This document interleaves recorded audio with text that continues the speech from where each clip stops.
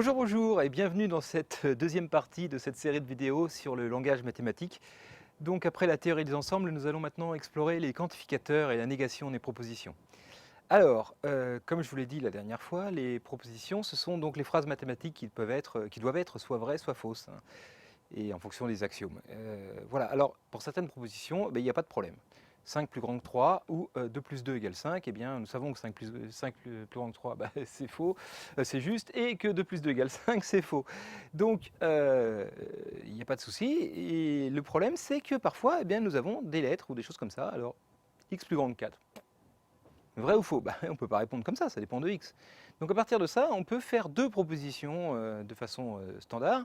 Soit je veux dire, il existe un entier x qui est plus grand que 4, ok, donc ça c'est vrai. Soit je veux dire, pour tous les entiers x, hein, x est plus grand que 4. Et ça, évidemment, c'est faux. Et donc voilà, il va falloir des symboles pour pas écrire à chaque fois toute la phrase il existe un entier ou pour tout entier. On a inventé des symboles, donc voilà, ce E ici, là, signifie donc il existe. Attention, j'ai rajouté il existe au moins. Pour les mathématiciens, quand on dit il en existe un, c'est au moins un. Et le quel que soit signifie pour tout ou quel que soit, voilà, pour toutes les valeurs de l'ensemble ou quelle que soit la valeur de l'ensemble, alors ceci. Voilà. Alors commençons à nous amuser directement, voilà cette petite proposition, donc quel que soit x dans R, x au carré est positif, le carré de tout nombre réel est positif, voilà, la phrase qui traduit le mieux cette formule-là. Et donc, prenons un autre exemple, il existe x appartient à R, donc il existe au moins un x dans R tel que x au carré plus 1 égale 0, c'est-à-dire x au carré égale moins 1. Ça signifie que moins 1 admet une racine carrée réelle, et ça, par exemple, vous devez savoir que c'est faux. Pour s'en sortir, il faut inventer les nombres complexes. Donc l'objectif de cette petite vidéo, là déjà, c'est d'essayer de s'entraîner à comprendre comment on passe d'une phrase à une expression avec des quantificateurs et inversement. Donc nous allons commencer par un petit exercice. Voilà, donc je prends l'ensemble des abonnés de la médiathèque, j'appelle ça A. Ensuite, l'ensemble des livres, je l'appelle L. Et alors donc je note, pour aller plus vite, ce petit raccourci pour ne pas remarquer la phrase à chaque fois. A cœur L, ça signifie que l'abonné A aime le livre L. Voilà, et donc à vous de traduire les expressions suivantes en français. Donc je vous laisse, comme d'habitude, 3 secondes pour mettre sur pause, réfléchir, essayer de le faire sur votre papier, et puis après je donne la correction. 3, 2, 1, c'est parti. Alors, la solution, donc regardons le premier, donc quel que soit A appartenant à A, donc pour tous les abonnés de l'ensemble des abonnés de la médiathèque, il existe un livre dans l'ensemble des livres, tel que l'abonné A aime le livre L. Alors, comment je peux traduire ça? Pour tous les abonnés, il y a un livre que l'abonné aime. Ça veut dire que chaque abonné aime au moins un livre, hein. Tous les abonnés aiment au moins un livre. D'accord. Ensuite, la deuxième, alors. Donc, quel que soit le livre dans l'ensemble des livres, il existe un abonné qui aime ce livre. Donc, tous les livres sont aimés par au moins une fois, hein, par au moins quelqu'un une fois. Alors, la suivante, attention, parce que évidemment, on pourrait la confondre avec la première. Parce qu'en fait, il y a la même chose décrite. Il existe L, il est là, et quel que soit A, il est là. Donc, je veux bien insister sur le fait que l'ordre dans lequel on écrit les quantificateurs est super important. Vous voyez, on n'a pas l'impression, ces deux phrases ont l'air d'être pareilles, et en fait, elles ne veulent pas dire du tout la même chose. Hein, parce que là, en fait, quand on écrit quel que soit l'abonné, il existe un L, sous-entendu, le L, il va dépendre de l'abonné. Il va dépendre du A qui est choisi ici. Pour chaque A, il existe un L, pas forcément toujours le même, tel que l'abonné A aime le livre L. D'accord? Alors que maintenant, il existe un livre L qui, pour tous les abonnés aiment ce livre. Ce livre ne dépend plus de l'abonné. Donc la phrase, c'est il y a un livre qui est aimé par tout le monde. Vous voyez? Tout le monde aime au moins un livre, il y a un livre qui est aimé par tout le monde. C'est pas tout à fait la même chose, hein. Donc il est important de ne pas confondre les... Voilà, c'est la grosse difficulté avec les quantificateurs, c'est bien clair, c'est de mettre dans le bon ordre. Voilà. Donc le dernier maintenant, c'est pareil, hein, j'ai pris le 2 et puis j'ai inversé l'ordre des quantificateurs. Qu'est-ce qu'on obtient cette fois? On obtient, voilà, il existe donc un abonné, tel que pour tout livre, l'abonné aime ce livre. Autrement dit, cette fois, c'est qu'il y a quelqu'un qui aime tous les livres, alors que tout à l'heure, quel que soit le livre, il y avait un abonné qui l'aimait, l'abonné dépendait du livre. Là maintenant, il y a un abonné qui aime tous les livres, je veux dire. Voilà. Donc voilà pour cet exercice. Donc on va faire maintenant, ça s'appelle une version quand on passe de l'un à l'autre en grec, hein, donc pour rigoler, j'ai appelé ça un thème, c'est quand on passe du français à la langue étrangère, donc ici les mathématiques. Donc de nouveau un exercice, voilà des phrases en français. Pour tout réel x, il existe un entier naturel qui est plus grand que x. Tout réel positif est le carré d'un nombre réel. Il existe un nombre réel plus petit que tous les autres. Et il existe deux nombres réels différents qui ont le même carré. Voilà, ben écoutez, je vous laisse réfléchir. Pareil, hop, 3, 2, 1, et voilà la correction. Donc, alors la première phrase, pour tout réel x, il existe un entier naturel qui est plus grand que x. Bah alors, pour tout réel x, quel que soit x appartenant à R, voilà, première partie de la phrase. Il existe un entier naturel n, eh bien, il existe n appartenant à l'ensemble des entiers naturels, qui est plus grand que x, tel que ben, n est plus grand que x, hein, voilà, l'inégalité qui est ici. Donc j'ai traduit plus ou moins mot à mot, là, c'était pas une phrase qui demandait beaucoup de transformation, quoi.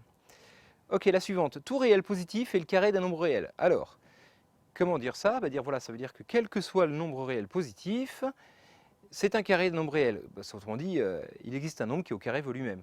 Donc je traduis ça comme ça, hein, quel que soit x dans R+, il existe un nombre y, donc tel que x soit égal au y au carré. Voilà, c'était déjà un petit peu moins simple. Ensuite, il existe un nombre réel plus petit que tous les entiers naturels. Alors, bah ça, c'est pas bien compliqué non plus. Il existe un nombre réel, bah, il existe un nombre réel, oui, là je traduis presque mot à mot. Alors, plus petit que tous les entiers naturels, bah, ça veut dire que pour tout entier naturel, x est plus petit que n. Voilà. Donc, c'est une autre façon de l'écrire. Ça demande une certaine gymnastique, hein, de trouver l'écriture avec des quantificateurs qui va bien. Et la dernière phrase, il existe deux nombres réels différents qui ont le même carré. Alors là, qu'est-ce que ça veut dire? Ça veut dire qu'il existe donc deux nombres réels. Alors il existe x, il existe y, tous les deux dans R, qui sont différents, donc x est différent de y, et qui ont le même carré, c'est-à-dire que x au carré est égal à y au carré. Voilà, donc là il y a deux conditions hein, qui doivent être vérifiées simultanément. Ok, alors, définissons la négation. Donc la négation d'une proposition, commençons à prendre des exemples, c'est ce qui veut dire le contraire, hein, pour faire court. La négation de x plus petit que 2, c'est x supérieur ou égal à 2. Ensuite, vous voyez, c'est le contraire. C'est vraiment tout le contraire. C'est pas strictement plus petit que 2, le contraire, c'est pas strictement plus grand que 2. Hein. C'est vraiment 2 ou plus grand. Et si j'avais mis strict x plus petit ou égal à 2, le contraire, ce serait x strictement plus grand que 2. Ok, ensuite la négation de n dans n, n appartient à l'ensemble n, c'est n n'appartient pas à l'ensemble n. Vous voyez, c'est vraiment quelque chose qui veut dire le contraire. La négation de 1 plus 2 égale 3, c'est 1 plus 2 différent de 3. C'est-à-dire que les signes égales deviennent des signes différents, les signes plus petits deviennent des strings plus grands ou égales, les signes appartient deviennent des signes appartient pas, etc. Voilà. Donc, on appelle ça non P. On ne dit pas le contraire d'une proposition, je ne sais pas pourquoi, on dit la négation d'une proposition, et donc on l'appelle non P, la négation de la proposition P, c'est la proposition qui signifie exactement le contraire. Autrement dit, si P est vrai, non P doit être fausse. Il n'y a pas de doute, et si non P est vrai, c'était que P était fausse au début. En mathématiques, il n'y a pas le choix, en fait. C'est soit une proposition elle est vraie, soit elle est fausse. Il ne peut pas y avoir P et non P vrai en même temps, il ne peut pas y avoir P et non P faux en même temps, c'est complètement exclusif. Ok, donc prenons un petit exemple déjà. Donc si P, la proposition tous les petits pois sont rouges, eh bien le contraire de ça, c'est quoi? C'est pas tous les petits pois ne sont pas rouges. Hein. Vous voyez, il faut se méfier, on pourrait dire le contraire de tous les petits pois sont rouges, c'est tous les petits pois sont jamais rouges. Non, ça, parce qu'il y a des cas intermédiaires, il faut vraiment que ce soit exactement le contraire de cette phrase. Tous les pois sont rouges, ça veut dire, non, tous les pois, ils ne sont pas tous rouges, donc ça veut dire qu'il existe au moins un petit pois qui n'est pas rouge. Ok? Alors, l'avantage des quantificateurs, et la raison pour laquelle on s'est embêté à essayer de comprendre, c'est que c'est extrêmement simple à comprendre quand on l'écrit comme ça. C'est-à-dire que la négation de quel que soit x dans un ensemble E P de x, eh bien c'est il existe x appartenant à E tel que non P de x. Je remplace le quel que soit par il existe, je remplace P de x par son contraire, et voilà la négation de la phrase. C'est-à-dire que pour nier une proposition, les quantificateurs, le quantificateur quel que soit n'est pas très dur à gérer, on remplace par il existe juste. Ok? Alors, prenons notre exemple. Maintenant, si on commence par un il existe, alors là c'est un petit peu plus subtil. Si je dis la proposition, donc P, c'est il existe un poisson rouge. Très bien. Alors, le contraire de ça, tout le monde se dit, il n'existe pas de poisson rouge, tout va bien. Sauf que, et ce serait trop simple, les mathématiciens ont la tradition de ne pas utiliser le symbole il n'existe pas, même si parfois on peut rencontrer un espèce de E barré qui signifie il n'existe pas. La tradition, en fait, c'est de ne pas l'utiliser. Pour une raison que je vais expliquer. Hein. Donc, on dit, il faut se débrouiller autrement, le il n'existe pas n'existe pas. Ah ah! Donc, comment je vais faire pour dire qu'il n'existe pas de poisson rouge sans utiliser la phrase il n'existe pas? Eh bien, l'astuce, vous voyez, c'est de dire, bon, alors, il existe un petit poisson rouge. C'est pas possible de dire il n'existe pas, alors je vais dire, en fait, tous les poissons, ils ne sont pas rouges. Peut-être dire, vous voyez, parmi l'ensemble des poissons, il y en a un qui est rouge. Et je vais dire, bah, parmi l'ensemble des poissons, ils sont tous pas rouges. Vous voyez? Donc en fait, je vais dire la phrase suivante. Tous les petits poissons ne sont pas rouges. Donc ça, c'est une phrase un peu étrange pour dire le contraire, il existe un poisson rouge, quoi. Mais donc, ça se traduit en quantificateur de la façon suivante. Le contraire de il existe un poisson donc qui est rouge, c'est pour tous les poissons, ils ne sont pas rouges. Et là, pour le coup, c'est facile parce que c'est exactement la même règle que le coup d'avant. Je remplace cette fois le il existe par quel que soit, et je remplace la proposition P par sa négation, et hop. Donc en fait, nier, vous voyez, avec un il existe, c'est mettre le quel que soit et nier la proposition. Nier avec un quel que soit, c'est mettre un il existe et nier la proposition. En fait, la règle est la même dans les deux cas, grâce à cette astuce. C'est pour ça que ça simplifie et qu'on préfère ne pas utiliser le il n'existe pas. Du coup, un exemple, une proposition relativement complexe. Alors, celle-là, je vous le dis tout de suite, elle signifie que la fonction f est continue au point x0. Mais on verra plus tard. Si vous n'avez pas compris ça, il y aura une vidéo sur la continuité, rassurez-vous. Mais bon, c'est pas grave. Admettons que vous ne comprenez rien à cette proposition-là, c'est pas du tout gênant. Regardons. Donc, qu'est-ce qu'elle dit? Elle dit, quel que soit epsilon, donc dans R+, il existe un nombre alpha réel, tel que pour tout x dans l'intervalle x0 moins alpha, x0 moins plus alpha, il y a une faute de frappe. Ça devrait être un plus. Alors, valeur absolue de f de x moins f de x0 est plus petit que epsilon. Eh bien, pour faire la négation de cette chose-là, même si j'y connais rien, c'est pas un problème. Le quel que soit epsilon qui est ici va devenir il existe epsilon dans R+, le il existe alpha devient quel que soit alpha appartenant à R, le quel que soit x appartient à ça devient il existe x0 appartenant à ça, là aussi il faut mettre un plus. Et la négation de f de x moins f de x0 plus petit qu'epsilon, c'est f de x moins f de x0 plus grand ou égal à epsilon. Voilà, donc là, vous venez d'écrire que f n'était pas continu à x0, vous voyez, sans vous faire rire. Hein, voilà, les quantificateurs sont quelque chose de compliqué à mettre en place. Des fois, écrire le concept en quantificateur peut être compliqué. Hein, écrire que f est continu comme ça, c'est compliqué, c'est pour ça qu'on va y passer du temps. Mais une fois que c'est fait, pour trouver le contraire, c'est juste... un enfant peut le faire, un ordinateur peut le faire, il n'y a pas besoin de cerveau pour nier les propositions. Voyez. Donc c'est quand même une gymnastique d'esprit qui est compliquée à la base, mais qui permet ensuite de faire des choses simples. Allez, pour finir, on va se refaire un petit entraînement. Donc, je reprends les notations de tout à l'heure. Donc, A cœur L, c'est que l'abonné A aime le livre L. Je vais vous demander de donner les négations avec des quantificateurs de tout ce qu'il y a là. Donc ça, si vous avez suivi ce qui vient de précéder, c'est vraiment pas dur. Mais après, il va falloir utiliser votre cerveau pour traduire en français les résultats. Donc, je vous laisse quelques secondes pour mettre sur pause. 3, 2, 1, c'est parti. Donc, la première, alors, la négation donc, de quel que soit A, il existe. Eh ben, je traduis le quel que soit par il existe. Je remplace le il existe par un quel que soit. Et A cœur L par non A cœur L. Et alors, qu'est-ce que ça peut bien signifier maintenant? C'est là qu'il faut réfléchir un petit peu. Donc, il existe un abonné, ok, tel que pour tous les livres dans la bibliothèque, le contraire de l'abonné A aime le livre L. Bah, c'est l'abonné A n'aime pas le livre L. Donc, il existe un abonné qui, pour tous les livres, il n'aime pas ce livre-là. D'accord? Autrement dit, il existe un abonné qui n'aime aucun livre, qui déteste tous les livres. Voilà. Hein, il existe un abonné qui n'aime aucun livre. C'est le contraire.